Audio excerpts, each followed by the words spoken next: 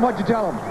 Well, I told him I didn't like the football we played in the first half. We let Pitt live. This is too good a football team to let them live a while. We got a battle on our hands right now. Yeah, that's pretty. You're only up 6. You've gotten 3 interceptions, so your guys must have gotten the message. Well, no question about it. We got to put the ball in the end zone when we get a turnover. Not very happy the way we're playing defense. We're giving up too many big plays. All right, looking forward to next week in Notre Dame. Yeah, thank you. We got to win this afternoon first. Thank you. More pressing matters on hand for the coach. His team, though, up 6 points. Coach Cooper 2-1 against Pitt while at Ohio State. Pitt set to kick off. That's Todd Barton, who's doing a fine job on kickoffs this year. Back deep, it's Terry Glenn and Sean Springs for the Buckeyes. At the 5, it's Glenn. Glenn hit hard and brought down at the 33-yard line. Let's get caught up with our game stories, Todd. Well, we talked about Ohio State defense, proper pursuit angles. They've done a great job against the Pitt running game, only 55 yards. Improved kicking game. Josh Jackson's perfect. They've only had to punt 1 time.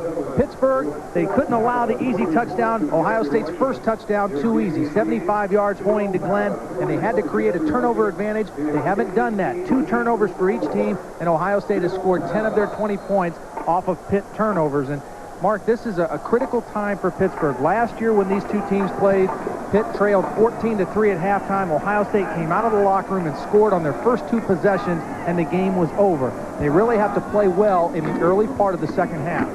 This is Eddie George, the deep back, running out of the I, and he's brought down at the 37-yard line. Gain of a couple yards on first down. And taking a look now at our first half statistics, total yardage advantage in favor of the Ohio State Buckeyes in a big way, too.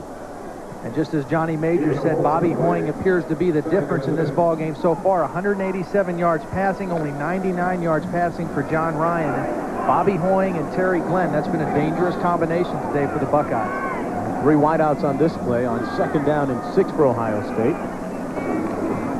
Eddie George gets the call again over the left side with a first down, brought down at midfield. Getting good blocking that time. Running over Orlando Pace, and Sualua giving a good block as well. John Jenkins making the tackle. Watch Orlando Pace blocking on Jared Miller. He gets position, he turns him, and then he continues to drive. He uses those power legs. That right there, folks, is what offensive linemen and offensive line coaches call a pancake. When you put your guy on the ground and destroy him like that, that's a pancake block. Orlando Pace really doing a nice job on the left side of the line. I was wondering what Pace was doing with that butter and syrup in his pocket at practice yesterday. First down and 10 for the Buckeyes. Eddie George on the draw play, breaking 3 tackles and making something out of nothing. That, in a nutshell, shows the ability of Eddie George. Strength, speed, and agility. And a look at the Buckeyes' first half possessions.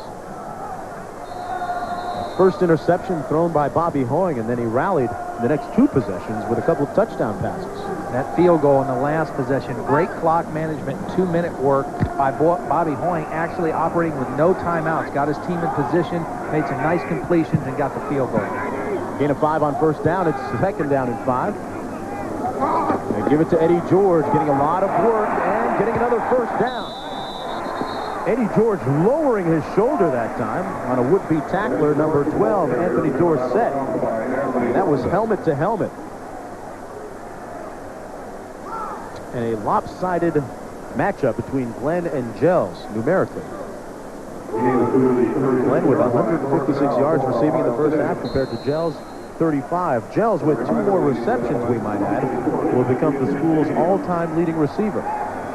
Taking a look again at Orlando Pace. We saw him block Miller outside. This time he takes him inside, past where the linebacker is, and that's a tough match for Jared Miller at 245 pounds. Orlando Pace is just too good of an athlete to be that big. Strength is to the left side of the formation. Hoying's going to pass, has Glenn on the slant. Have we seen this before? That's what I'm talking about. Terry Glenn with his 3rd touchdown catch of the day. That time he toasted Dorsett. The bodies are piling up. Watch Bobby Hoying buy himself a little extra time. Pitt is going to come with a blitz, a linebacker blitz. You see him step up in the pocket and just buy that extra second. He knows there's no free safety because of the blitz. He bought himself some extra time to allow Glenn to run by Dorsett, and makes the nice throw for the touchdown. I'll tell you what, that combination has been unstoppable today for Ohio State.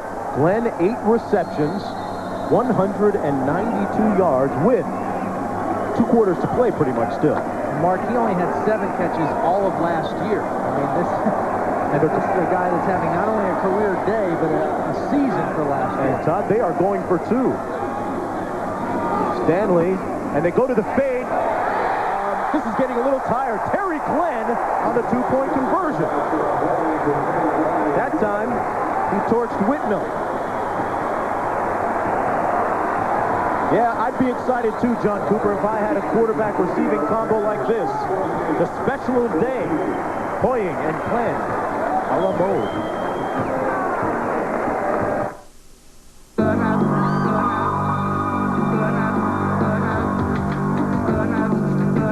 With the Vortec engine in a Chevy S-Series, you can go around the world 4 times before you have to stop for a tune-up.